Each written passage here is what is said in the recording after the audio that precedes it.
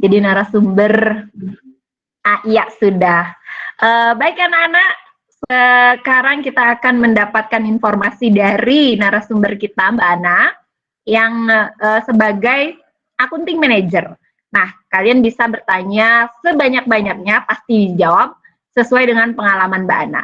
Kepada Mbak Ana kami persilahkan untuk menyajikan materinya. Ya, terima kasih. Terima kasih. Adik-adik, saya panggil adik-adik aja ya, biar lebih akrab gitu daripada panggil anak-anak. Saya kan masih muda, jadi lebih bagus kita pakai adik-adik atau kakak-kakak atau mbak-mbak gitu ya. Gimana? Siap-siap, Ya, boleh. Ngomong-ngomong, adik-adik di kelas berapa ya? Kelas 12, Bu. Kelas 12. Kelas 12, jurusan Kelas akuntansi. 12, Bu. Kelas 12, Bu. Kelas 12, Bu. Nanda the best. Iya, saya ini kemarin waktu SMA juga barengan sama ibu guru kalian. Tapi saya waktu SMA cari jurusan IPA. Kemudian saya kuliah, saya jurusan akuntansi di D3 Politeknik Negeri Bali, kemudian di nyari S1-nya itu di Saraswati. Dari sanalah kita belajar untuk bagaimana dasar-dasar benar-benar bagaimana belajar untuk akuntansi. Karena dasar-dasar akuntansi itu sangat penting untuk kita mencari pekerjaan selain adanya ilmu disiplin, adanya ilmu keahlian yang lain. Nah, anak-anak di sini sudah belajar akuntansi benar-benar atau cuma sekedar belajar akuntansi?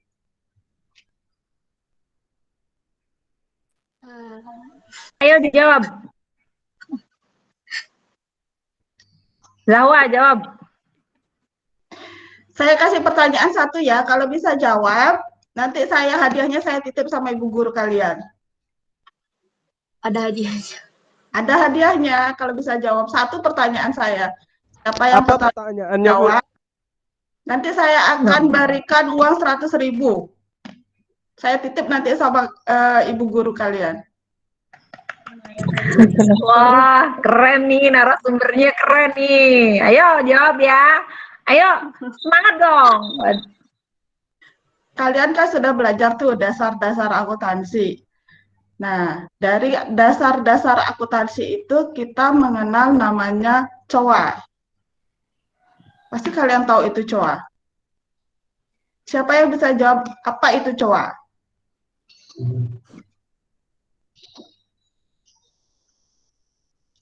Ayo dapat 100.000, raise hand.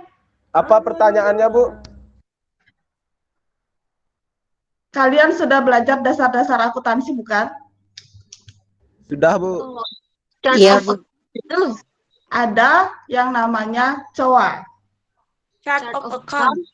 Siapa yang pertama kali jawab? Raise hand. Biar tahu siapa yang raise hand. Saya lihat pertama Putu Masilda Wedayanti. COA itu kepanjangan dari Chart of Account. Penjelasannya? COA adalah sebuah daftar dari akun-akun perusahaan yang digunakan untuk mengidentifikasi dan mempelancar proses pencatatan transaksi. Ya, betul. Nanti saya titip sama Ibu Kadek Purniani untuk hadiahnya ya. Ya, makasih, Bu. Iya. Ya itu kan beruntung nih, narasumbernya keren. Mau aku kumpulin. Ya, silakan.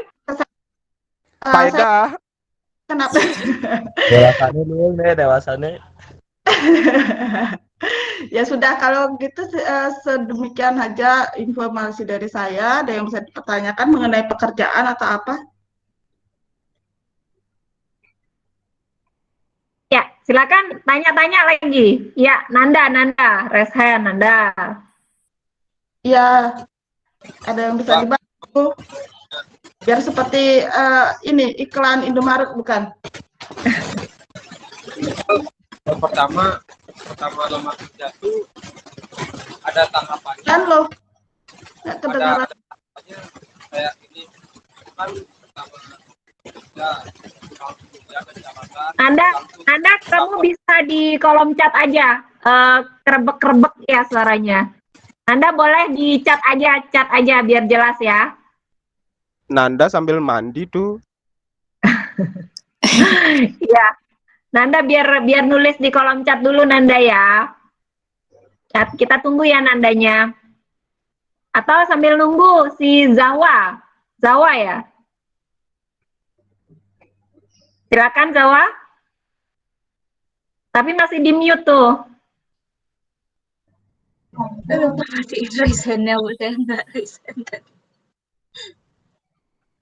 Oh enggak, ya mungkin Linda, raise hand. Silakan Linda. Baik Bu, terima kasih sebelumnya atas kesempatannya untuk bertanya. Sebelumnya apakah suara saya bisa didengar Bu? Iya, iya. Bisa. Ya.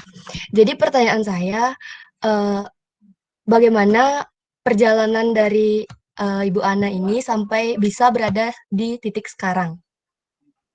Pengalaman-pengalamannya. Sekian, Pengalaman pribadi saya ya, saya ceritakan dari pengalaman pribadi dari sekolah saya SMA. Dari SMA kelas 2, saya sudah memberikan nilai rapot itu kepada jurusan atau kampus yang saya ingin tujukan. Nah, waktu itu saya pengen ke Politeknik Negeri Bali, yang ada di lokasinya ada di Jimbaran. Dari kelas 2 itu saya memberikan nilai rapot, dan kebetulan saya diterima di sana di Politeknik Negeri Bali itu dengan menggunakan nilai hasil rapat dari kelas 1. Waktu itu kita masih pakai kelas 1 SMA ya, bukan kelas 11, 12 atau yang lain ya. Jadi kita pakai kelas 1 SMA sampai kelas akhir semester kelas 2 SMA. Nah, kemudian di Politeknik Negeri Bali itu kebetulan saya mendapatkan beasiswa dari semester 2 sampai dengan semester 6. Itu menggunakan jalur PPA. Kita menggunakan PPA itu singkatan dari peningkatan prestasi akademik. Nanti kalau adik-adik mau sekolah di Politeknik Negeri Bali itu banyak sekali ada beasiswa di sana, tergantung jenis beasiswa yang kita ajukan. Ada yang istilahnya dari PPA, ada juga beasiswa yang dari subsidi pemerintah, ada juga beasiswa yang dari ikut penelitian, ada juga beasiswa ikut, kalau tidak salah ikut olimpiade apa, itu kita masih akan mendapatkan beasiswa. Dari tamat saya Politeknik Negeri Bali, kebetulan saya melanjutkan di Universitas Saraswati. Saya kebetulan mencari sekolah malam, jadi paginya itu saya bisa bekerja sampai jam 5. Dari pertama kali saya bekerja itu saya hanya mendapatkan gaji 700.000 sebagai asisten accounting. Sana saya belajar membuat jurnal, karena terus terang dari teori yang kita dapatkan di sekolah ataupun sekolah ataupun kampus, kadang-kadang prakteknya tidak sama dengan apa yang kita dapatkan di dunia kerja. Di dunia kerja itu kita harus belajar, benar-benar belajar mengikuti arahan atasan. Di sana itu banyak sekali ada program-program accounting yang keren sekarang itu istilahnya, kalau kalian bisa buka-buka itu ada namanya istilah program accounting zero. Ada zero, ada retail soft, ada yang namanya jurnal. Kalian bisa buka-buka, itu ada link gratisnya untuk belajar. Dari sana setelah saya tamat kuliah Politeknik, kemudian beralih ke Saraswati. Nah, dari setelah tamat Saraswati itu saya mulai belajar mengejar karir. Di sana saya benar-benar belajar bagaimana mengikuti dan mengadaptasi diri saya sendiri untuk menjadi seorang accounting. Nah, selain itu, selain kita menjadi accounting, kita juga harus memiliki keahlian khusus. Kalian bisa ikut kursus-kursus bahasa Inggris, kursus-kursus komputer yang mengarah kepada jurusan akuntansi. Nah, di sana itu banyak sekali ada program-program yang diajarkan dari kursus-kursus. Ada Mayob. Kalian pasti tahu dan mengenal Mayobi kan? Nah, di sana itu banyak sekali akun-akun yang tidak ada di dalam pelajaran kita. Di sana itu banyak akun-akun itu biasanya dibuat berdasarkan kebutuhan perusahaan. Jadi kalau kita belajar dari belajar dari buku saja, kadang-kadang kita akan berpikir, kok beda sih dengan apa yang diajarkan sama guru kita, kok beda sih dengan apa yang diajarkan sama dosen kita. Nah, dari sana kita harus belajar mengadaptasi diri untuk kemajuan diri kita sendiri. Seperti itu. Ya, bagaimana Linda?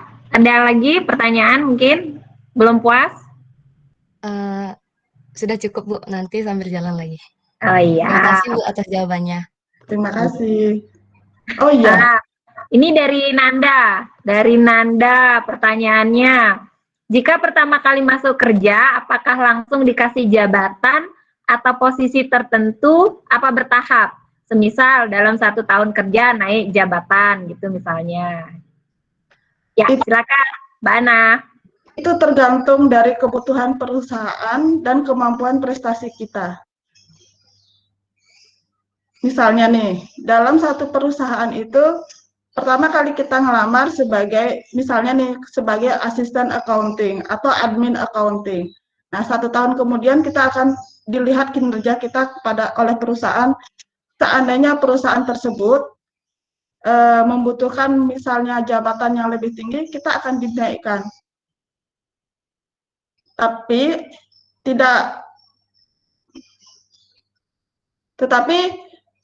kita juga harus bisa istilahnya membawa diri, bagaimana kita bersikap kepada atasan, istilahnya kita politik kerja namanya kalau seperti itu. Kita tidak serta-merta hanya iya-iya saja atau mengikuti semua instruksi perusahaan, tapi kita juga wajib membentengi diri kita sendiri dengan jawaban-jawaban atau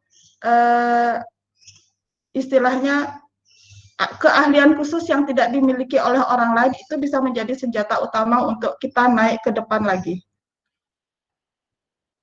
Ya, meningkatkan skill gitu modelnya ya. Oh. Ya. Ya, ayo siapa lagi yang bertanya?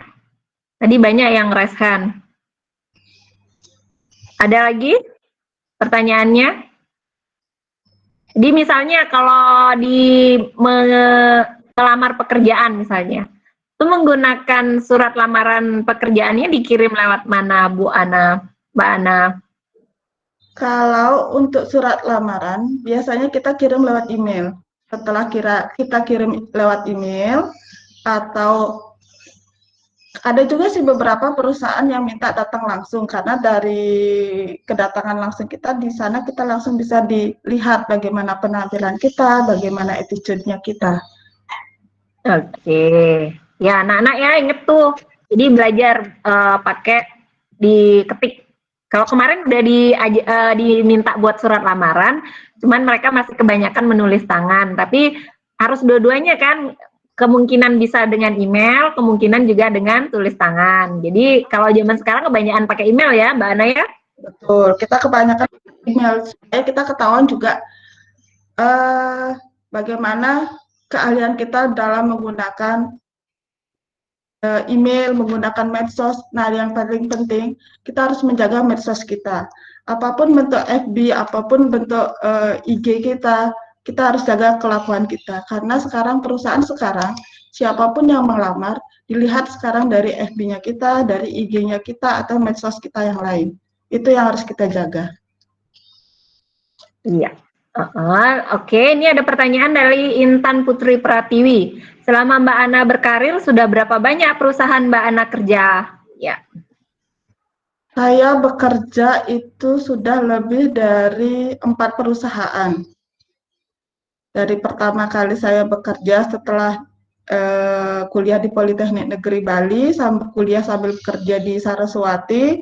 Setelah tamat kuliah dari Saraswati juga sampai sekarang saya sudah lebih dari 4 perusahaan.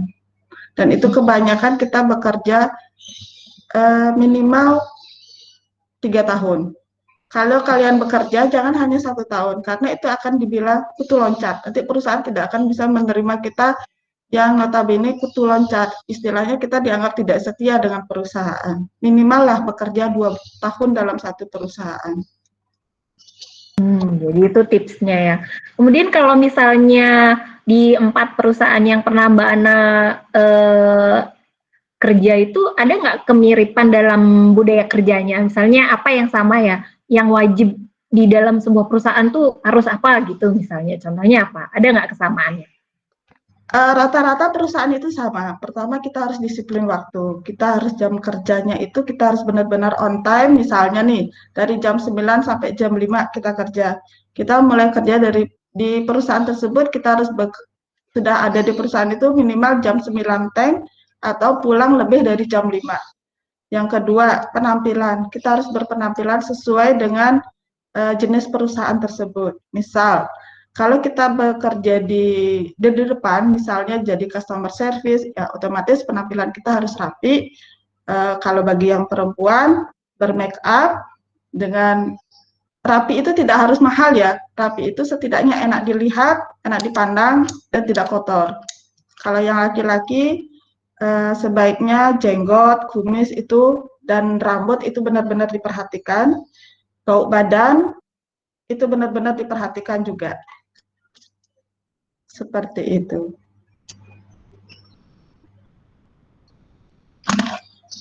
Pertanyaan berikutnya, dari di dalam situasi COVID ini, apa ada penurunan orang yang sewa villa? Jika menurun, apa planning kakak dalam situasi ini? Ya, pertanyaannya.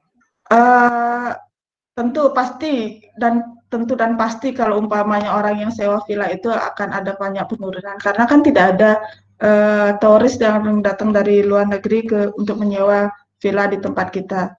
Untuk itu kita merubah strategi market. Jadi kita turunkan harganya tanpa mengurangi servis dan kita tunjukkan atau kita aktifkan kembali, lebih aktif kembali dalam medsos untuk menarik perhatian orang-orang. Misalnya kita bisa mengendorse para artis untuk menjadikan bintang supaya orang-orang tertarik untuk menginap di villa kita. Dan kemudian kita juga menambahkan komplimen. Istilahnya komplimen itu sesuatu yang gratis untuk diberikan kepada tamu. Yang dulu biasanya mereka bayar untuk masasnya, kita bisa berikan free 1 jam untuk masas.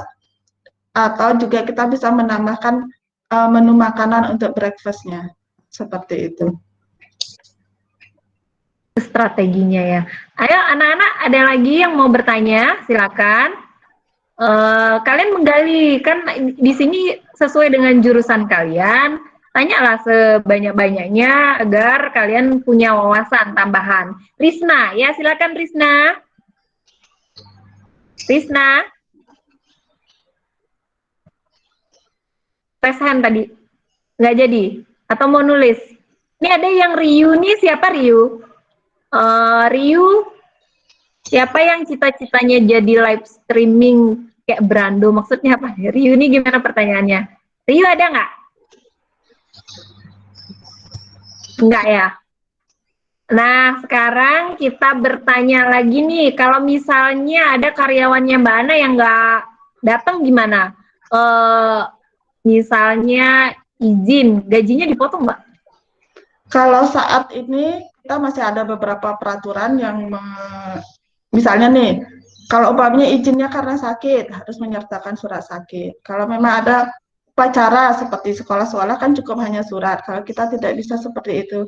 Kalau kita ada upacara atau kegiatan di luar sakit, kita kan mempunyai hak cuti. Jadi hak cuti itu kita potong. Sehingga dalam 1 tahun itu kita tidak ada pemotongan gaji. Misalnya 1 tahun itu kita mendapatkan hak cuti 12 kali dalam setahun, 12 hari dalam setahun. Kita menggunakan 3, masih sisa 7. Nah, itu bisa kita gunakan untuk keperluan di luar sakit. Jadi tidak ada istilah pemotongan gaji. Seperti itu. Oh, nggak ada dipotong gajinya. Kalau terlambat datang kerja, nggak dipotong juga. Kalau terlambat datang kerja itu biasanya kita menggunakan sistem warning. Ada warning by verbal, ada surat peringatan 1, surat peringatan 2, dan surat peringatan ketiga. Ada gininya ya, tahapnya. Ini ada, saya mau bertanya Bu, kalau kita jurusan akuntansi, apakah bisa kerja di restoran? Tentu bisa, kita bisa jadi kasir. Kita juga bisa belajar jadi back office-nya restoran, kita juga bisa jadi resepsionisnya restoran, pasti bisa. Kalau kita jurusan akuntansi itu memang gampang kemana-mana. Yang penting, kalau umpamanya kita bekerja di restoran, misalnya nih jadi kasir, berarti kita harus menambah pengetahuan kita untuk belajar bahasa Inggris kah, bahasa Mandarin kah, atau bahasa Jepang yang lagi ngetren kita di sini. Skill tambahan gitu ya. Ya. Siapa lagi? Kalau rumah sakit, Mbak? Tentu bisa. Kalau rumah sakit, Intan Putri Pratiwi. Kalau rumah sakit kita bisa juga. Banyak teman-teman saya yang kerja di rumah sakit, di bagian adminnya ada, di bagian accountingnya juga ada. Karena kan rumah sakit itu mereka juga punya back office-nya. Jadi bisa saja di bagian kasirnya, bisa juga di bagian adminnya, bagian accountingnya. Bisa kemana-mana ya. Nah, ini lagi. Ada lagi pertanyaannya. Bu, apa saja tugas kegiatan yang dilakukan oleh accounting manager? Kebetulan tugas saya kalau sebagai accounting manager, biasanya setiap bulan itu saya akan menganalisa semua laporan yang datang dari accounting. Itu yang pertama. Yang kedua, saya melakukan pengecekan terhadap pengeluaran-pengeluaran di samping mengadakan analisa.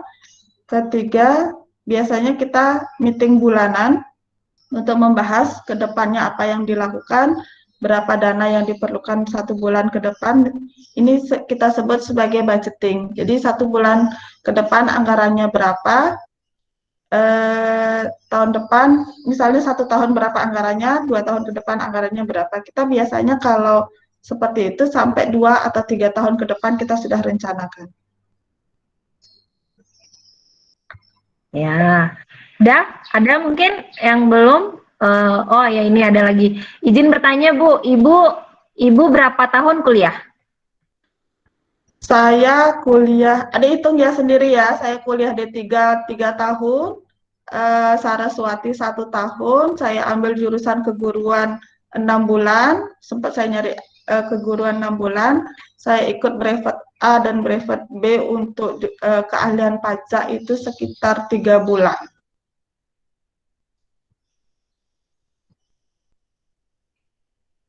Dihitung berapa bulan jadinya tuh, ya sambil kalian kan akunting tuh. Kemudian ada nih, izin bertanya, dalam menjalankan pekerjaan Ibu, apa ada kesulitan yang sering dialami? Wah banyak, kalau accounting itu banyak. Kita selisih 1 rupiah harus dicari itu. Tidak bisa kita hanya bisa membayar, gampang tuh 1 rupiah kita bayar aja. Tidak bisa, kita harus sampai menemukan bagaimana angka itu bisa nol antara kiri kanan. Tidak ada gap antara debit dan kredit. Itu yang harus kita cari. Selain itu banyak juga hal-hal yang teknis yang di lapangan yang on the spot yang akan terjadi. Kalian akan memahami itu ketika kalian mulai bekerja. Tuh ya, jadi harus teliti seorang akunting, ya kan? Ini ada lagi, Ibu kalau lulus SMK apa bisa langsung diterima bekerja? Apa ada beberapa syarat yang harus dipersiapkan jika ingin langsung kerja, Bu? Lulusan SMK bisa bekerja sesuai dengan kualifikasi perusahaan. Jadi jika kita melamar ke perusahaan yang kualifikasi dasarnya menerima tamatan SMA, kita pasti diterima dengan konsekuensi bahwa ada hal-hal yang tidak sesuai tidak sama dengan jurusan D3 atau jurusan S1. Setiap pelamar pekerjaan atau perusahaan yang menerima pekerjaan kan memiliki standar masing-masing. Kita sendiri yang harus menyesuaikan apa saja yang dibutuhkan oleh perusahaan tersebut.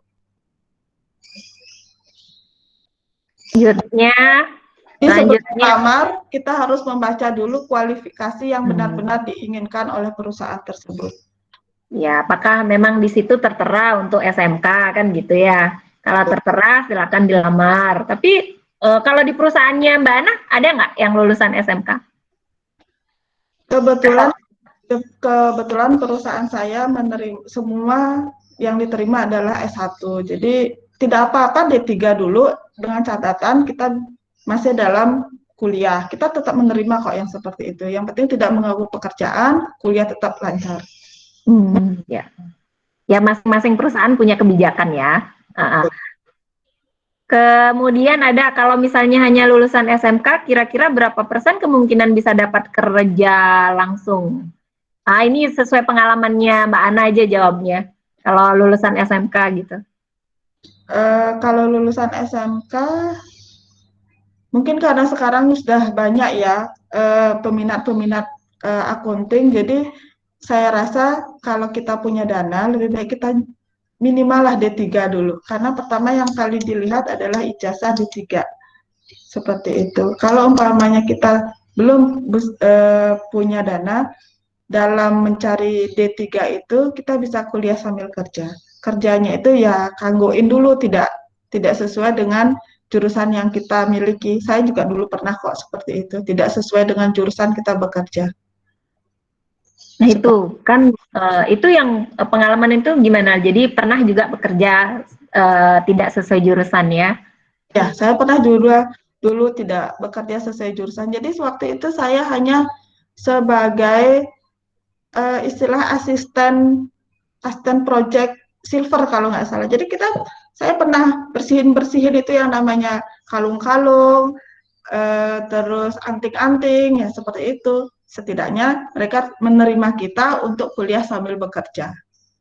Iya, ya itu penting kan itu merupakan pengalaman sehingga sampai sekarang kan itu menjadi pijakan kecil gitu untuk mencapai posisi yang sekarang, karirnya sekarang kan ya Mbak Ana ya. Betul. Jadi nggak gujuk-gujuk langsung jadi manajer gitu kan, nggak mungkin gitu. Jadi kalian harus step by step gitulah bahasa Inggrisnya ya. Sekarang apa benar mau melamar minimal D3? Bagaimana kalau D2? Bisa atau tidak, Bu? Gitu. Tergantung perusahaan sebenarnya. Ya, silakan. Tergantung perusahaan sebenarnya. Sebelum kita melamar, kita benar-benar harus membajak kualifikasi yang perusahaan tunjukkan. Nah, kalau seandainya kualifikasi perusahaan yang dibutuhkan itu D3, kita melamarnya berdasarkan yang kita punya D2, otomatis kita tidak akan diterima. Seperti itu. Tergantung perusahaan. Jadi nggak melulu harus D3, harus D2. Kadang ada perusahaan yang membuka lowongan SMK kan begitu ya. Jadi kalau misalnya kalau musim pandemi ini kan banyak yang PHK. Jadi saingannya semakin tinggi ya. Betul gitu ya? Betul. Di perusahaannya ada yang di PHK nggak, Mbak Ana? Kebetulan perusahaan saya belum ada yang PHK dan mudah-mudahan tidak ada ya. Oh iya. Berarti masih gini ya, masih kuat. Gimana anak-anak ada lagi bertanya? Mbak Ananya kan sibuk, benar-benar sibuk. Jadi tadi udah dikasihin waktu sebelum mulai 30 menit aja, nggak boleh banyak gitu. Karena kesibukan beliau. Kalau mungkin ada yang bertanya, silakan. Mumpung masih dibuka pertanyaan. Linda lagi ya? Atau salah pencet nih? Silakan Linda dari Kristina. Silakan. Ya, Bu. Jadi pertanyaan saya yang terakhir, Bu ya. Apa saja tips-tips nanti dalam mencari pekerjaan? Mungkin tips-tips yang kayak gimana gitu, Bu. Oke, pada saat kita melamar pekerjaan, yang pertama kita perhatikan itu adalah surat lamaran kita. Kita harus pastikan apa yang kita lamar. Misalnya, dari subjek, kan kita biasanya itu ada tulisannya kepada, nah kemudian nama perusahaannya, terus apa yang kita lamar. Nama perusahaannya itu kita harus tulis jelas, jangan sampai salah menulis nama perusahaannya. Kemudian, di batang tubuh surat lamaran itu, kita harus benar-benar menulis apa yang kita lamar. Jangan kita melamar admin, tetapi kita menulisnya accounting. Itu pasti bakalan kita ignore, dianggap orang itu tidak teliti. Seperti itu. Yang kedua, ketika kita sudah dipanggil untuk interview, penampilan yang paling utama. Penampilan dan cara berjalan. Usahakan untuk ini berdasarkan pengalaman saya ya. Pengalaman saya juga menginterview orang. Jadi ketika kita dipanggil untuk interview, pertama kali kita masuk kita memang harus ketok pintu, itu yang pertama. Yang kedua, ucapkan salam. Yang ketiga, menjawab pertanyaan itu. Menjawab semua pertanyaan dari pewawancara itu, tangannya tidak boleh di bawah meja, mesti di atas meja. Dan yang ketiga, kalau kalian jalan, angkatlah kaki kalian supaya tidak kresek-kresek. Kalau sudah melihat, kita sebagai pewawancara melihat kaki kita ada kresek-kresek, itu dianggap sudah ignore gitu. Artinya orang itu sudah dianggap malas. Itu hal-hal kecil, tapi itu yang kita perhatikan sebagai pewawancara. Seperti itu. Nah, ya, ada lagi. Ini bagus banget tipsnya. Jadi kalau di dunia kita di belajar kan nggak ada diajari gitu kan. Kakinya harus diangkat kalau jalan, nggak diajar. Jadi sebenarnya tujuan saya mendatangkan narasumber yang kompeten, yang menurut saya kita kan belajar dari mana saja. Nah ini kan penting. Di pembelajaran kalian pernah nggak diajarin ngangkat kaki kalau jalan? Ternyata itu penting. Jadi pengalamannya Mbak Ana, anak-anak yang akan melamar pekerjaan, salah satunya hal kecil memang, tapi berpengaruh di dalam perekrutan, kan itu artinya. Jadi ingat nih, ini penting buat kalian nih sebenarnya kalau ngabisin kuota gitu misalnya, tapi tips-tips seperti ini si Kadek Linda nih cerdas nih, dia pertanyaannya spesifik ya, bagus nih, bagus nih. Nah jadi kalian silakan bertanya lebih spesifik, lebih banyak. Tadi saya bilang waktunya habis ya. Masih boleh ya? Masih boleh ya? Ada Mas Hilda nih mau nanya, boleh ya? Boleh, 15 menit lagi. Oke, boleh katanya nih, manfaatkan. Ayo semua tanya, 15 menit. Silakan Putu Mas Hilda. Apa pertanyaannya? Apa saja sih yang biasanya yang ditanyakan saat interview? Yang ditanyakan saat interview itu pertama kalian harus menjelaskan diri kalian itu benar-benar jelas-jelasnya tanpa harus melakukan kesalahan kalau bisa ya, tanpa melakukan kesalahan. Yang kedua, pengalaman kalian. Kalau memang kalian belum punya pengalaman, dasar-dasar di kampus atau di sekolah untuk teori itu pasti akan ditanyakan. Dan ketiga, mengenai keluarga, pasti itu akan ditanyakan. Bagaimana keluarga kalian, anak keberapa, terus ibu, ayah, adik, kakak, itu pasti akan ditanyakan. Karena itu akan menyangkut kinerja kalian untuk bekerja nanti. Seperti itu.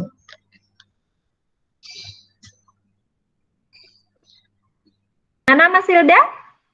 Ya, Ada Bu. lagi? Ada lagi pertanyaan mungkin? Yang lain?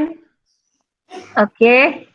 Kalau tidak ada, kita akhiri dengan closing statement ya. Nanti siapin, Linda boleh nanti ditutup dengan para Mesanti. Sebelumnya kita dengarkan dulu closing statement, kemudian kesimpulan dari pembelajaran kita hari ini. Bisa raise hand atau nanti kalau nggak ada Ibu tunjuk. Yang terakhir diakhiri dengan para Mesanti. Ya silakan Mbak Ana, dipersilahkan closing statement-nya.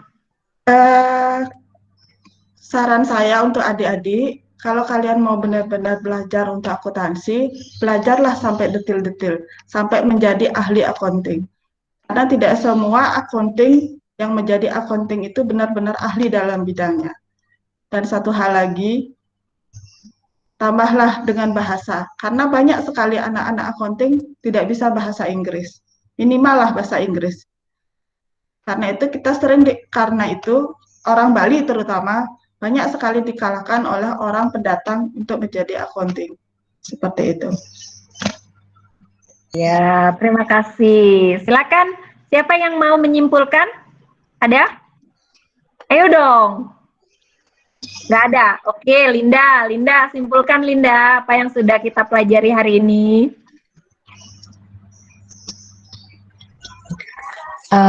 Baik, terima kasih atas kesempatannya untuk saya menyimpulkan apa saja yang sudah dipelajari hari ini. Jadi, hari ini kita sudah diberikan kesempatan untuk menjadi pendengar dari Mbak Ana. Yang sudah kita pelajari itu ada bagaimana pengalaman-pengalamannya dari Mbak Ana saat kuliah ataupun bekerja, bagaimana tips-tips nantinya saat sudah bekerja, bagaimana tips-tips mencari pekerjaan, ataupun belajar atau diberikan pengetahuan yang lebih tentang dunia kerja. Sekian, terima kasih.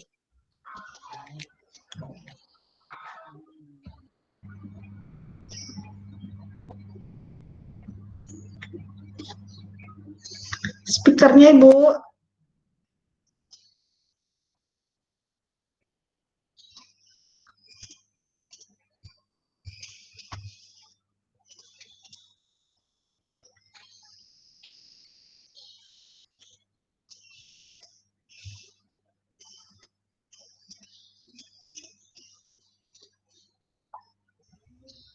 Maaf Bu Purni, speakernya.